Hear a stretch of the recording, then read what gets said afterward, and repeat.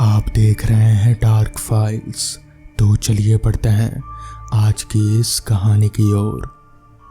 आधुनिक समय में भूत प्रेत अंधविश्वास के प्रतीक के रूप में देखे जाते हैं, पर कुछ लोग ऐसे भी हैं जो भूत प्रेतों के अस्तित्व को नकार नहीं सकते। कुछ लोग जिन्हें भूत प्रेत पर पूरा विश्वास होता है, वो भी इन आत्माओं के अस्तित्व को नकार जाते हैं, क्योंकि उन्हें पता होता है कि अगर वो किसी से इन बातों का जिक्र करें तो सामने वाला यही कहेगा कि पढ़े लिखे होने के बावजूद भी ये कैसी बातें करते हैं। और इस प्रश्न का जवाब देने और लोगों के सामने अपने आप को गंवारू समझ जाने से बचने के लिए लोग इन बातों का जिक्र करने से बचते हैं। मैं जो आज ये घटना बताने जा रहा हूँ, ये घटना से पहले तक भी मैं भूत प्रेत पर विश्वास नहीं करता था, मगर फिर जो हुआ उसे मैं कभी नकार भी नहीं सका। बात कई साल पहले की है। मैं जिस जगह पर रहता था वहीं पास ही में एक फ्लैट किराए पर लिया था। इस फ्लैट में मैं अकेले ही रहता था। हाँ, पर कभी कभी कोई मित्र संबंधी आते रहते थे। इस फ्लैट में एक बड़ा सा हॉल था और इसी हॉल के संबंध में एक बाथरूम और रसोई घर।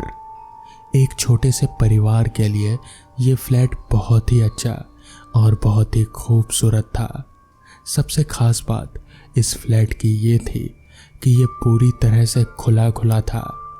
मैं आपको बता दूं कि इस फ्लैट का हॉल बहुत बड़ा था और इसके पीछे की छोर पर शीशे जड़ित दरवाजे लगे थे जिसे आसानी से खोल सकते हैं। पर मैं इस हॉल के पिछले भाग को बहुत कम ही खोलता था, क्योंकि कभी कभी भूले बसरे अगर ये खुला रह गया तो बंदर या कोई पक्षी आसानी से घर में आ जाते हैं और बहुत सारा सामान इधर उधर कर देते हैं। अब आप सोच रहे होंगे कि बंदर या पक्षी कहाँ से आते होंगे, तो आप लोगों को बता दूं कि ये हमारी बिल्डिंग एकदम से एक सुनसान किनारे पर थी और इसके अगल बगल में बहुत सारे जंगल थे। अपने फ्लैट से नीचे झांकने पर सांप आदि के दर्शन बिल्कुल आम बात थी। एक दिन शाम के समय मेरे गांव का ही एक लड़का जो उसी शहर में किसी दूसरी जगह रहता था मुझसे मिलने आया। मैंने उससे कहा कि आज तुम यहीं रुक जाओ और सुबह चले जाना, पर वो बोला मुझे काम है भैया, सुबह 7 बजे, इसलिए मुझे 5 बजे जागना पड़ेगा और आप तो 7-8 बजे तक सोए रहते होंगे, तो अगर कहीं मैं भी सोया रह गया तो मेरा काम नहीं हो पाएगा। इस पर मैंने कहा कोई बात नहीं, एक काम करते हैं, 4 बजे सुबह का अलार्म लगा देते हैं और तू उससे जल्दी से जाग कर अपने लिए नाश्ता वास्ता बना लेना, और हाँ एक काम करना, बस मुझे मत जगाना। इसके बाद वो रहने को तैयार हो गया। रात को खा पीकर लगभग 11:30 बजे तक हम लोग सो गए। हम दोनों हॉल में ही सोए थे। मैं खाट पर सोया था और वो लड़का लगभग मेरे से 2 मीटर की दूरी पर चटाई बिछाकर नीचे ही सोया था। एक बात और, रात को सोते समय भी मैं हॉल में 0 वॉट का एक बल्ब हमेशा जला कर रखता था। अचानक लगभग रात के 2 बजे मेरी नींद खुली।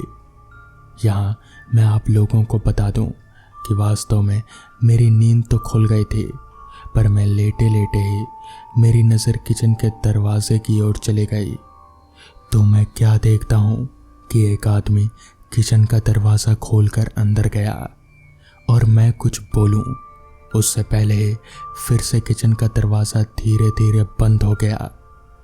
मुझे इसमें कोई हैरानी नहीं हुई, क्योंकि मुझे पता था कि गांव वाला लड़का लेट ना होने के इस चक्कर में जल्दी जग गया होगा। बिना गांव वाले की ओर देखे ये सब बातें मेरे दिमाग में उठ रहे थे। फिर क्या था, अचानक से किचन का दरवाज़ा खुला और उसमें से एक आदमी निकलकर बाथरूम में घुसा और फिर बाथरूम का दरवाज़ा बंद हो गया। अब तो मुझे थोड़ा गुस्सा भी आया और चूंकि वो गांव का लड़का रिश्ते में मेरा दोस्त ही लगता था, इसलिए मैंने घड़ी देखी और उसके बिस्तर की ओर देखकर गाली देते हुए बोला कि अभी तो 3 ही बजा है और तू अभी से जगकर खटर पटर शुरू कर दिया। मगर ये क्या, वो गांव वाला लड़का तो अपने बिस्तर पर ही सोया हुआ था। मैं फटाक से खाट से उठा और दौड़कर उस लड़के के पास गया और उसे जगाया। वो आंख मलते हुए उठा तो मैंने उसे कुछ बताए बिना ही सिर्फ इतना पूछा, 2-3 मिनट पहले तू जगा था क्या? तो इस पर वो बोला, नहीं तो भैया, क्यों, मैं तो अभी उठा हूं। अब मेरे समझ में कुछ भी नहीं आ रहा था। मैंने हॉल में लगे ट्यूब को भी जला दिया था। अब पूरे हॉल में पूरी रोशनी थी और मेरी नज़रें जब कभी बाथरूम के दरवाजे पर तो कभी किचन के दरवाजे पर थी, पर किचन और बाथरूम के दरवाजे अब पूरी तरह से बंद थे। अब मैं हिम्मत करके उठा और धीरे धीरे जाकर बाथरूम का दरवाज़ा खोला। बाथरूम छोटा था और उसमें कोई नहीं दिखा। इसके बाद मैं किचन का दरवाज़ा खोला और उसमें भी लगे बल्ब को जला दिया, पर वहाँ भी कोई नहीं था। अब मैं क्या करूं? नींद पूरी तरह से उड़ चुकी थी। इस घटना का जिक्र मैंने किसी से नहीं किया। मुझे लगा कि ये मेरा वहम था और अगर किसी को बताऊंगा तो कोई भी मेरे रूम में नहीं आएगा और शायद डरने लगेगा। इस घटना को बीते लगभग 1 महीने हो गए थे और रात को फिर कभी मुझे ऐसा अनुभव नहीं हुआ। एक दिन मेरे गांव के 2 लोग हमारे पास आए। उनमें से एक को विदेश जाना था और दूसरा उनको छोड़ने आया था। वो लोग रात को मेरे ही यहाँ रुके थे और उस रात मैं अपने एक रिश्तेदार से मिलने चला गया था और रात को वापस नहीं आया। सुबह सुबह जब मैं अपने रूम में पहुंचा तो वो दोनों लोग तैयार होकर बैठे थे और मेरा ही इंतज़ार कर रहे थे। ऐसा लग रहा था कि वो लोग बहुत डरे हुए और उदास हों।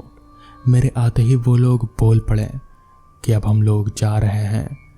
मैंने उन लोगों से पूछा कि फ़्लाइट तो कल है, तो आप लोग रात को कहाँ रुकेंगे? तो उनमें से एक ने कहा, हम लोग कहीं भी रुक लेंगे, पर यहाँ इस कमरे में नहीं। अब अचानक मुझे 1 महीना पहले घटित घटना याद आ गई। मैंने सोचा, तो क्या इन लोगों ने भी इस फ्लैट में किसी अजनबी को देखा? मैंने उन लोगों से पूछा कि आखिर क्या बात हुई।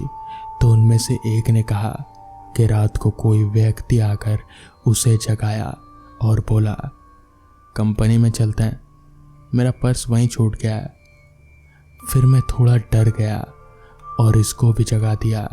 इसने भी उस व्यक्ति को देखा और देखने से एकदम सीधा सीधा लग रहा था और शालीन भी।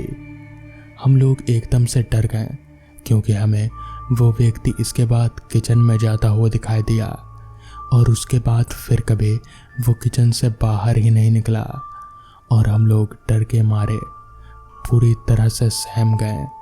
हम लोग रात भर बैठकर हनुमान जी का नाम लेते रहे और किचन के दरवाजे की ओर टकटकी लगाकर देखते रहे, पर सुबह हो गई और वो आदमी अभी तक किचन से बाहर नहीं निकला है।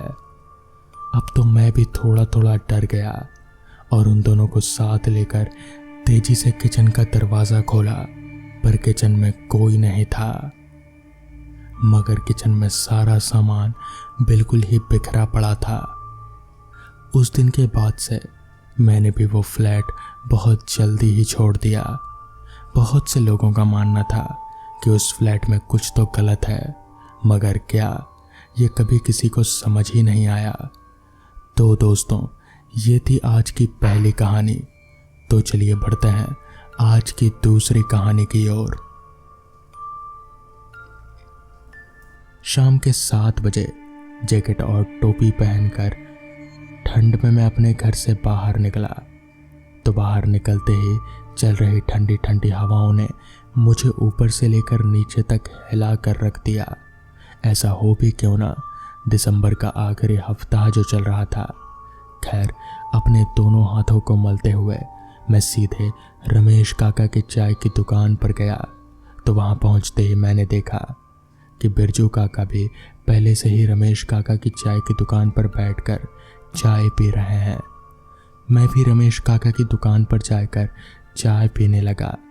सर्दियों के मौसम में चाय पीने का मज़ा ही कुछ और है, जिसे मैं शब्दों में बोलकर बयां नहीं कर सकता। खैर, अभी मैं चाय पी ही रहा था कि तभी मुझे ढूंढता हुआ मेरा एक दोस्त करण वहां आ पहुंचा। करण मुझे रमेश काका की दुकान पर चाय पीता देख भी मेरे पास आकर खड़ा हो गया और इस पर मेरे करण से कहा, यार करण, तुझे चाय नहीं पीनी क्या? इस पर करण ने जवाब दिया, अरे यार, मैं अभी अभी घर से चाय पीकर ही आया हूँ। कि तभी मैंने करण से कहा, यार करण, काफ़ी दिन हो गए, बिरजू काका ने हमें कोई कहानी नहीं सुनाई। आज मौसम भी काफ़ी रोमांचक है, तो क्यों ना आज बिरजू काका से कोई कहानी सुनी जाए। इस पर करण ने जवाब दिया, हाँ यार, तू ठीक ही बोल रहा है। इसके बाद मैं बिरजू काका से बोला, काका, काफ़ी दिन हो गए, आपने हमें कोई कहानी नहीं सुनाई, आप हमें कोई कहानी सुनाइए।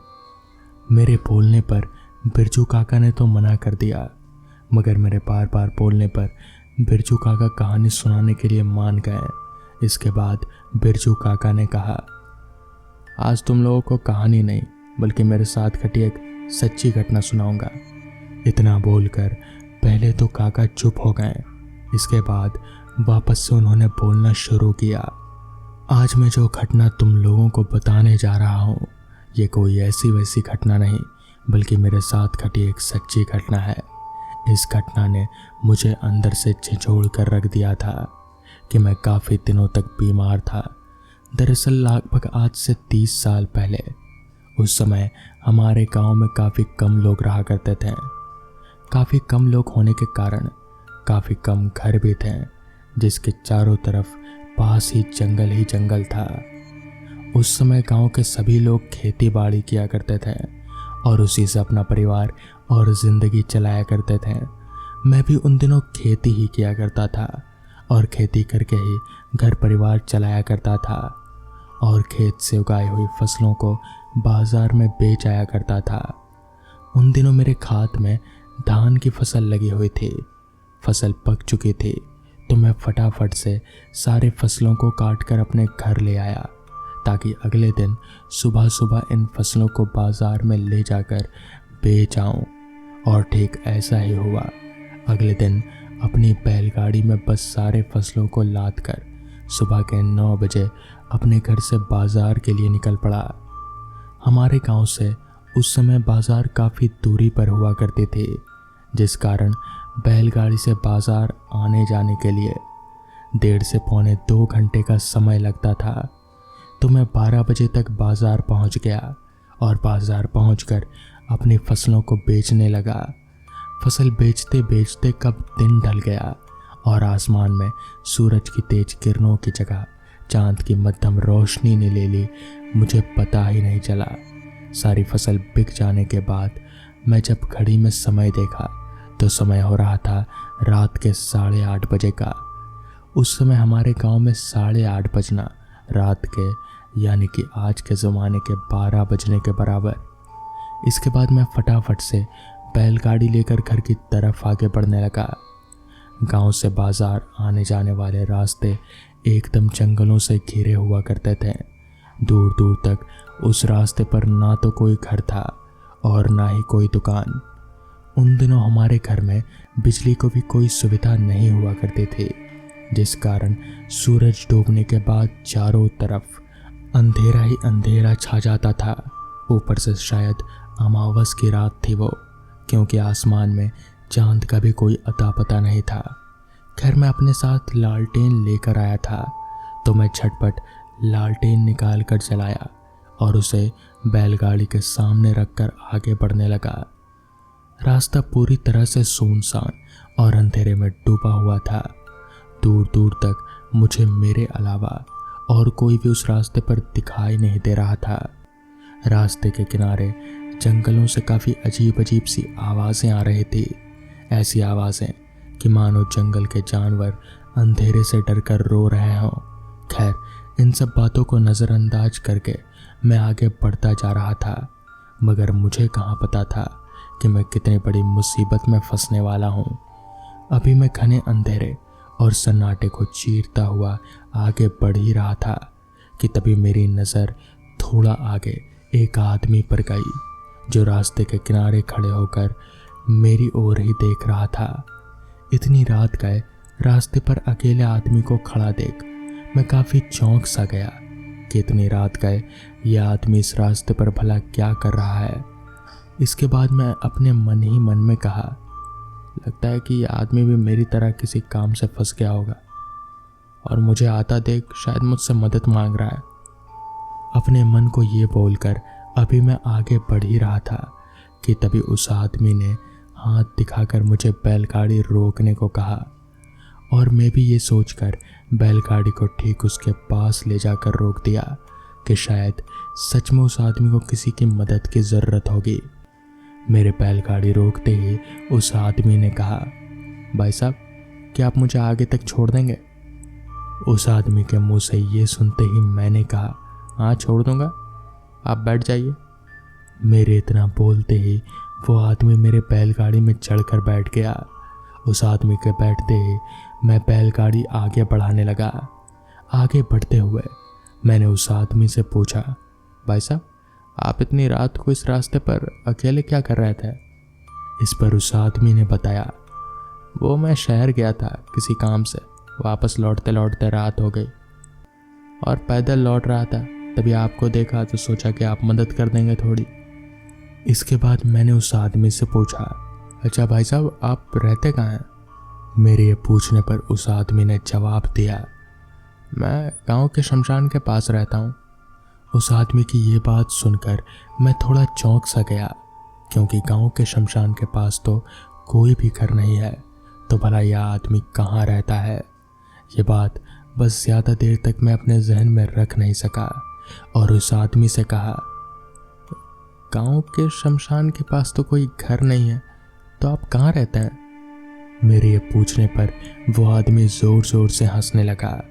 उस आदमी को इतनी ज़ोर से हंसता देख मैं जैसे ही पीछे उस आदमी की ओर मुड़ा तो मेरा पूरा शरीर सुन्न सा पड़ गया और मेरे हाथ पैर जम गए, क्योंकि उस आदमी का चेहरा पूरी तरह सफ़ेद था और उसकी आंखें बाहर की ओर लटक रही थी। ये देखकर मैं समझ गया कि यह आदमी भूत है और यह सच में शमशान में ही रहता होगा। अभी मैं सोच ही रहा था कि तभी उस भूत ने कहा, अब तुम भी मेरे साथ शमशान में ही रहोगे। और इतना बोलकर उस भूत ने एकदम से मेरा गला पकड़ लिया। उसने मेरा गला इतनी ज़ोर से पकड़ा था कि मैं ज़ोर ज़ोर से छटपटा रहा था। मुझे कुछ समझ नहीं आ रहा था कि मैं क्या करूं, मगर मैं इतना ज़रूर जानता था कि मेरे बचने की उम्मीद बहुत कम है। अभी मैं मरने ही वाला था कि तभी मैं ज़ोर ज़ोर से हनुमान चालीसा का पाठ पढ़ने लगा, जिससे उस भूत ने एकदम से मेरा गला छोड़ दिया। इसके बाद मैं जल्दी जल्दी बैलगाड़ी भगाकर अपने घर चला आया। तो इस तरह से उस रात मेरी जान बच गई। बिरजू काका की कहानी सुनने के बाद हम काफ़ी डर गए और कहानी ख़त्म होने के बाद सीधे अपने अपने घर चले आए। तो दोस्तों, ये थी आज की पहली कहानी। तो चलिए बढ़ते हैं आज की दूसरी कहानी की ओर।